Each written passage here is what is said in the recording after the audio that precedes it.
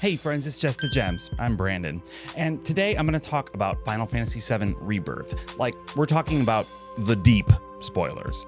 So if you haven't finished it and you plan to, click away. Last warning, I'm diving right in. Okay, here we go. At the end of Final Fantasy VII Rebirth, a series of extremely confusing events takes place, which culminates in what appears to be Aerith's death, though Cloud and Cloud alone appears to see Aerith alive and well. This is weird, right? Shortly after the game's release, I saw some commentaries suggesting this is merely further evidence of Cloud's mental illness. I mean, it would make sense, right? He does some pretty sick things throughout the course of this game. Remember the whole pushing Tifa into the live stream thing? He's not what you can call a super reliable dude, mentally speaking. So that means Aerith is definitely dead, right? After all, how could she not be? How could this even be Final Fantasy VII if Aerith isn't dead? Well, what if I told you Aerith is alive at the end of Final Fantasy VII Rebirth? And I can prove it by showing how the Final Fantasy VII Remake trilogy isn't actually a remake of Final Fantasy VII, but a story in the Final Fantasy VII universe based on quantum mechanics. Now, I don't want to lose you. You're here because you like video games, not crazy sounding science. So I'm going to keep this extremely brief and surface level, which I think should be more than enough to help this all make sense. I'm far from an expert though, so if you know better than me, please correct anything I say wrong in the comments. Would really appreciate it. Quantum mechanics is the study of the tiniest particles that exist. Specifically, it's about how when you get down to the smallest of small particles, nothing about them makes any sense from the way we typically think about physics. Kind of like how the story of this remake trilogy doesn't make any sense if you look at it like a normal JRPG story, right? In the world we can observe with the naked eye, things exist in a physical place and at a point in time. But quantum particles don't work that way. They exist in all possible places and at all possible times and in multiple forms simultaneously. And they only choose where and how to exist when they're observed. It's called a superposition, something existing in every possible position at the same time. Scientists have found evidence of this fact in experiments that show even a single electron will somehow bump into itself, which, shouldn't be possible based on how the universe appears to work. You probably heard about Schrodinger's cat, right? That's a thought experiment about this subject too. A cat that is somehow simultaneously both alive and dead until someone observes the state of the cat. There's only one cat, but it's in both states at the same time. At a very basic level, this behavior suggests the existence of multiple universes that only come into being based on the choices we make. For every choice we make, there's another universe where we made a different choice. We just can't observe it because we moved on to this universe. Final Fantasy VII Rebirth goes all in on the whole multiverse thing, which is extremely popular in fiction today. The game isn't even subtle about it. Near the end, Sephiroth shows Cloud a whole bunch of different versions of reality, and he describes how different choices create these different realities. While those scenes are playing out, in fact, we keep cutting back to scenes of Zack existing in different realities, as confirmed by the different breed of the cute little dog stamp we see in each one, with different outcomes occurring based on Zack's choices. All of those things are happening simultaneously in different versions of reality. So Final Fantasy VII Rebirth is a story about multiple universes, which means that it's absolutely touching on the theory of quantum mechanics. The crux of my argument starts with a scene near the end of the game, with Cloud awaking into what Aerith describes as her dream. Here we see the versions of Cloud and Aerith that have been basically comatose for the entire game, only suddenly, our Cloud and Aerith from the game's timeline are inhabiting their bodies. Aerith playfully calls the situation a homecoming, which echoes back to what Sephiroth said to them prior to this happening, that nothing bad was going to happen, it would just be a homecoming, a reunion, that old chestnut. He loves to bust that one out. Reunion this, reunion that. We get it, Sephiroth. You like reunions.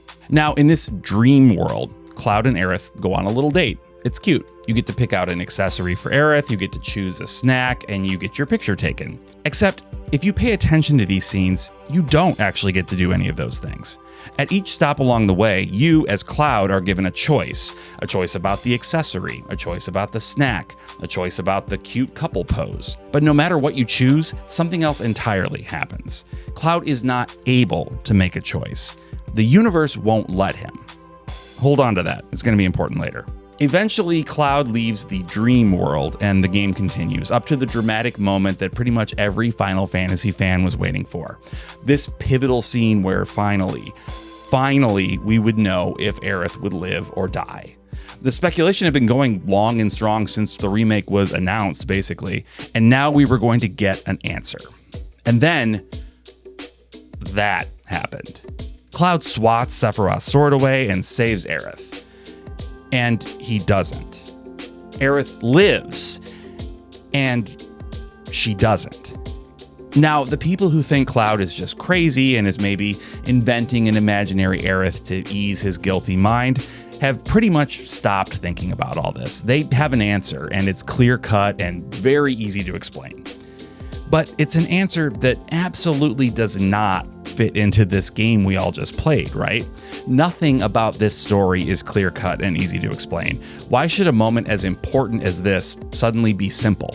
Cloud is able to see Aerith because he is stuck in a superposition. Remember the quantum particles from before? He is an electron that is interfering with itself and is existing in both possible realities at the same time. The evidence for this isn't just what he sees at the end of the game, it's also in that dream sequence from earlier. Cloud wants to make choices. He wants to pick out an accessory and a snack and a cute couple pose, but he can't. The universe won't let him choose a position. It's keeping him suspended in a place where his choices don't matter. And they don't matter because regardless of what he chooses, he still ends up inhabiting all possible outcomes at the same time. The writers didn't just put those scenes of Cloud futilely trying to choose in there to be funny. They're trying to point us to an understanding of Cloud's current reality. And I think it's very telling that these sequences with Cloud and Aerith are interrupted by multiple sequences of Zack making so many choices.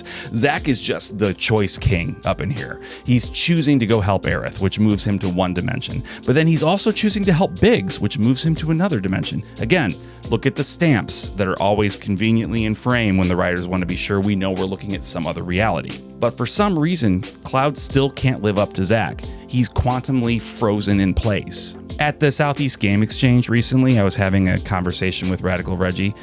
Yeah, sometimes I name drop, and I know it's tacky. And I apologize. But anyway, we were talking about the ending of Final Fantasy VII Rebirth, and I was suddenly reminded of one idea in quantum mechanics that had never occurred to me as it relates to Final Fantasy VII Rebirth before, and that is quantum immortality. Let me explain. This ties into the idea of many worlds existing based on the choices we make. Quantum immortality is pretty controversial, but it's the idea that you can never actually die. Like you, sitting there watching this video, you are an immortal. And that's because at various points in your life, you may have found yourself in a life or death situation, and naturally you survived, right? Because you're sitting here watching this video. I have an example of my own where I came very, very close to drowning at a lake house one summer. It was extremely terrifying. This theory suggests that I actually did die in another universe. And when I did, my consciousness merely shifted into a world in which I didn't die. The deeper you go down the quantum immortality rabbit hole, the weirder it gets, but I think that's a good enough explanation to get at my point. Aerith herself is immortal from a quantum standpoint because while she definitely did die at the end of Final Fantasy VII Rebirth, her consciousness migrated into a universe in which she survived. Cloud did swat away Sephiroth's sword in that universe, and Aerith is living happily there, praying for Meteor to be stopped. And if Sephiroth were to try to kill her again, he might succeed in one universe, but her consciousness would simply migrate to another in which she survived. And therein lies Sephiroth's ultimate plan. Sephiroth's goal appears to be to open Schrodinger's box, like the big one, a box big enough to hold the entire universe. He wants to observe all realities at the same time and cause them to collapse into one. This is what he means by reunion, at least in this game. His reasons for doing that are still a bit vague, but I think it's pretty safe to say they're not going to be good, right? The writers are clearly into quantum mechanics, and they're thinking about it on a deeper level than something like a Marvel movie might be. I'm still in the middle of theorizing about some of the more out there ideas these games have given us. For example, Sephiroth tells Cloud at the end of Final Fantasy VII Remake that there are 7 seconds until the end, and that's an important enough line that we hear it again at the end of Rebirth. What does he mean by that? Well, maybe nothing literally, but it could be a subtle nod from the writers to the 7 laws of quantum mechanics, which I'm going to put on the screen here, but I'm not going to try to explain because I do not understand them. Like, not even a little bit. Final Fantasy VII Rebirth is about how the choices the characters make lead to the world changing, and how Sephiroth doesn't like that and wants the world to basically pick a lane and stay in it. Cloud is a wild card here because he's unable to make choices. He is the quantum particle stuck in a superposition, existing in multiple states at the same time. Aerith is alive, and Aerith is dead. The sky is torn, and the sky is not torn. The white materia is clear, and the white materia is full. I'm really only scratching the surface with all this, but to go any deeper would require a lot more confidence in the subject matter of quantum mechanics. And look, I'm not an expert. I'm just a fan. QM for life. But the idea of Cloud existing as a sort of particle stuck in a superposition really informed how I was already thinking about the ending, and the idea of quantum immortality provided a reasonable way in which Aerith could legitimately be both alive and dead in the 3rd game. So I wanted to put this out now so we can talk about it. Let me know down in the comments what you think. And hey, if you're into JRPGs, and I assume you are if you're watching this, then why not check out my JRPG podcast, the JRPG Pursuit? We cover a whole bunch of JRPG topics every Wednesday, and I think you'll like it. If you found this video interesting, would you consider subscribing and liking and all that good stuff too? Really helps me out. Anyway, thank you for watching, and until next time.